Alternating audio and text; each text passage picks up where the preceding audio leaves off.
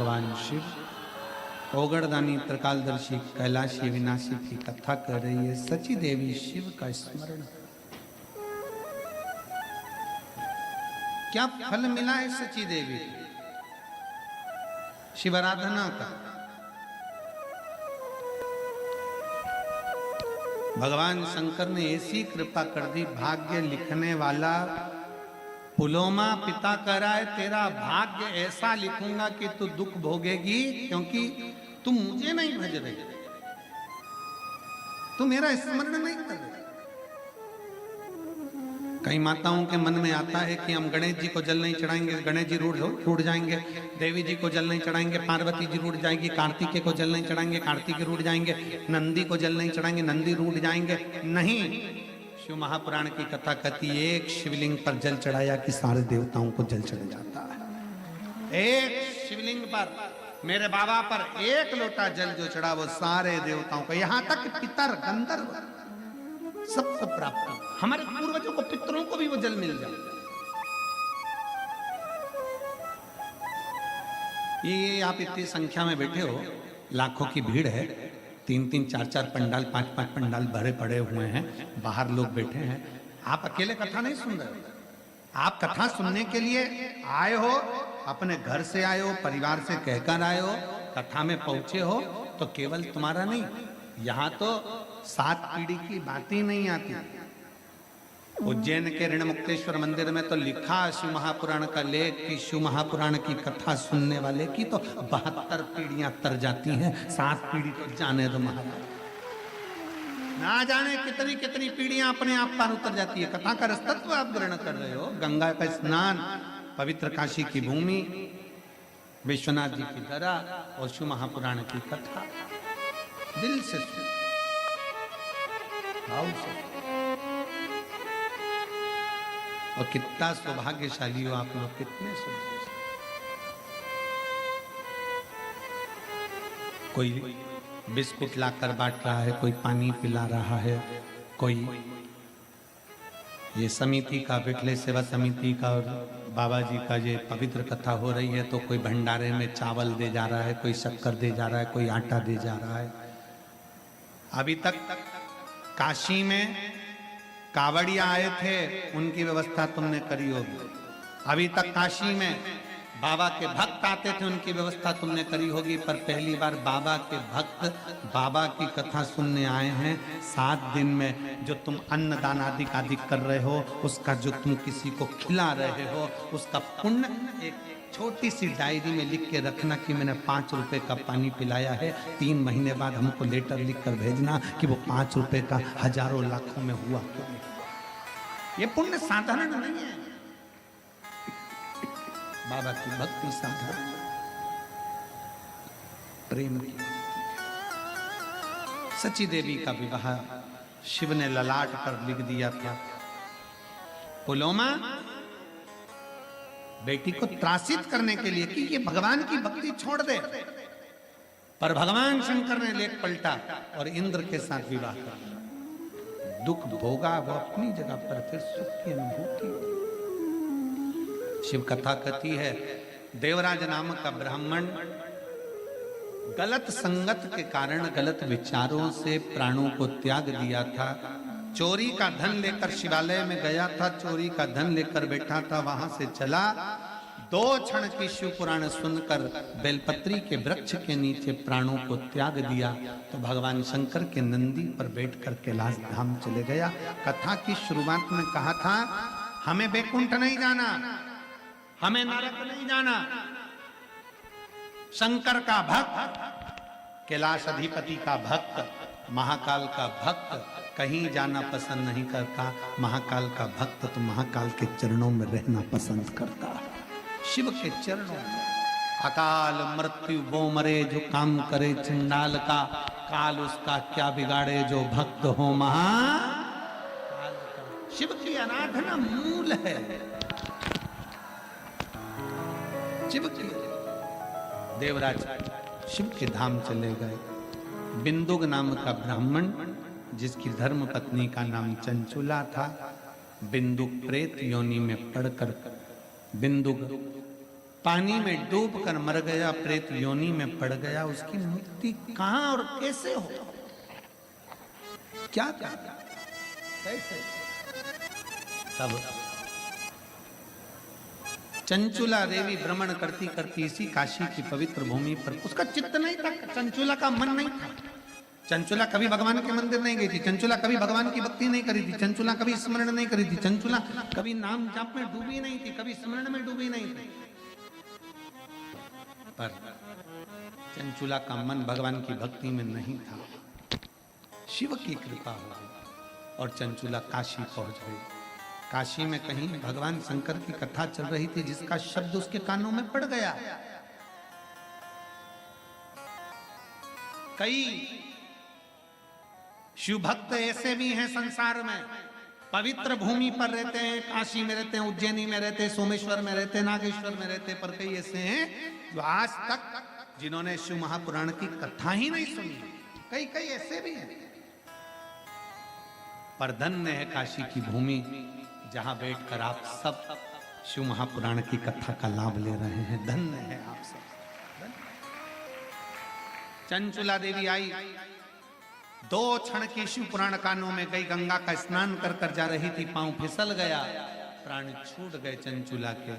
मां पार्वती जी की सखी बन गई, मौन होकर चुप होकर रहने लगी। पूछा माता पार्वती जी ने कि तेरे चेहरे पर प्रसन्नता नहीं है, तुम मौन होकर रहती है, चुप रहती है, क्या बात है, क्या हुआ तुझको?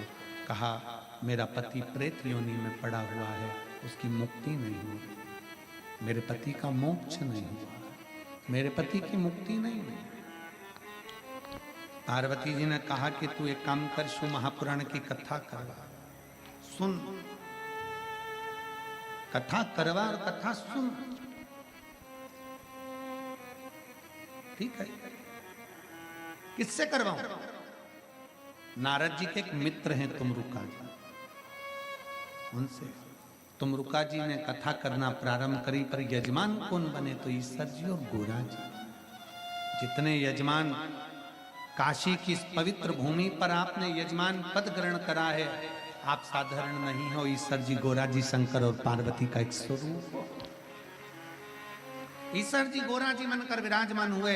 कथा प्रारंभ होती है। भगवान शिव देवादिदेव महादेव के परम भक्त तुमरुका जी कथा कहते हैं। ये तुमरुका जी साधारण नहीं है। जिस नारी का गर्भ ना ठहरता हो, 25-25, 30-30 साल हो जाए, अगर वो तुमरुकेश्वर महादेव का नाम लेकर सफेद आंकड़े की जड़ को रजो धर्म के 7वें दिन शंकर भगवान पर से 21 बार भ्रमण कराकर घुमाकर नंदी के पास खड़े होकर कमर पर लाल धागे में अगर बांधती है नारी, तुमरुकेश्वर महादेव का नाम लेकर स्मरण करती है, तो बाबा संतान जरूर देता है। इसमें कई पत्र, एक माँ ने लिखा, मेरे घर में 11 साल तक औलाद नहीं हुई।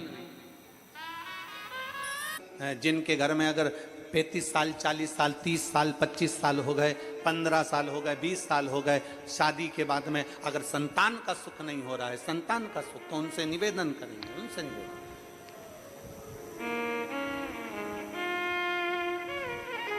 प्रयास करो श्राद्ध पक्ष में भगवान शंकर को थोड़ा सा शिवरात्रि के दिन घृत, गाय के दूध से बना हुआ घी, गाय के दूध से, नकली नहीं। नकली ने तो अभी धमाल मचा रखा तिरुपति में, नकली नहीं।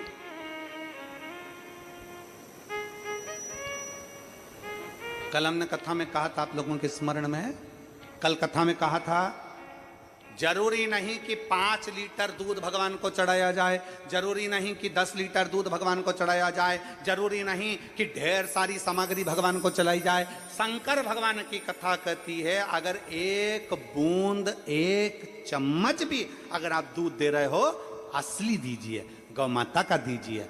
1 घी का दिया भी लगा रहे हो तो गाय के घृत से बना हुआ लगा, देसी गाय के घृत।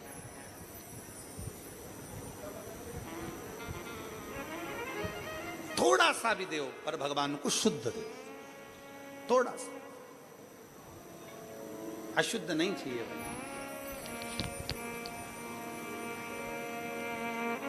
प्रेमवश भगवान को। अब पीवरी ने मांगा तो निवेदन, अगर बन सके, जिनके घर में संतान का सुख नहीं है, अगर ये शिवरात्रि जो आ रही है श्राद्ध पक्ष की, श्राद्ध पक्ष की शिवरात्रि मतलब पितृ और महादेव दोनों का वर हमको प्राप्त होता है। मान लो घर में पितृदोष हो गया, आहुत दोष हो गया, वासुक दोष हो गया, काल सर्प दोष हो गया, सारे दोष तुम्हारे पास में, कोई ने कह दिया मंगल हो गया, कोई ने कह दिया शनि चढ़ गया, कोई ने कह दिया बुध चढ़ गया, कोई ने कह दिया गुरु चढ़ गया, कुछ भी चढ़ जाए, तुम महादेव के पास जाइए। संतान का अगर सुख नहीं है तो बाबा देवादिदेव महादेव को घृत का लेपन कर कर, उसी घृत का थोड़ा सा पान घर पर आकर दोनों पति पत्नी उसी घृत को लाकर उसका पान करिए। घृत का लेपन करो, बाबा को जल चढ़ाओ।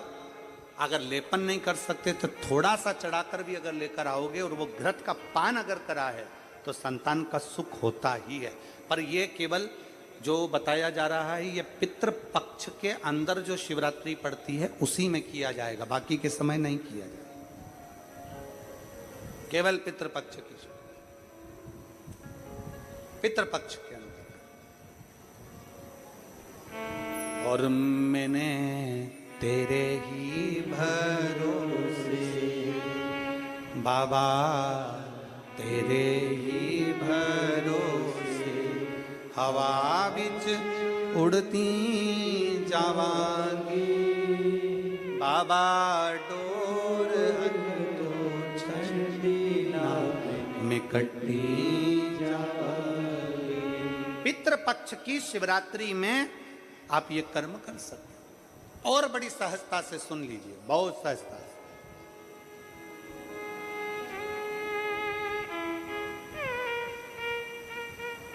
जो बेटा कंपटीशन एग्जाम में बैठ रहा है, जो बेटा कहीं ना कहीं इंटरव्यू देने जा रहा है, उससे निवेदन है पढ़ने वाले बेटे से कि अपनी मेहनत को 4 गुना बढ़ा ले। अपनी मेहनत को 4 गुना बढ़ा, खूब पढ़ो, खूब अध्ययन करो। और जब इस पितृपक्ष की शिवरात्रि आ रही है तो पितृपक्ष की शिवरात्रि पर एक बेलपत्र पर हमेशा आप लोगों को कहा कि आप कभी भी परीक्षा देने जाना तो बेलपत्री की मध्य पत्ती पर शहद लगाना।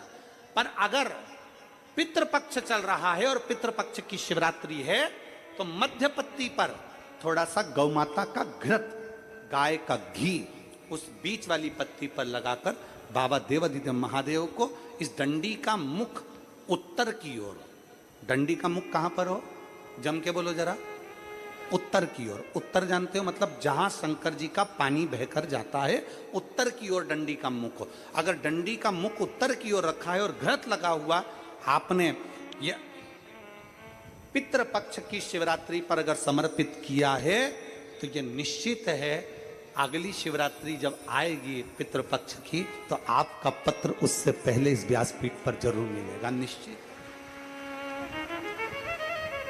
पितृपक्ष की शिवरात्रि साधारण नहीं है। पितृपक्ष की शिवरात्रि में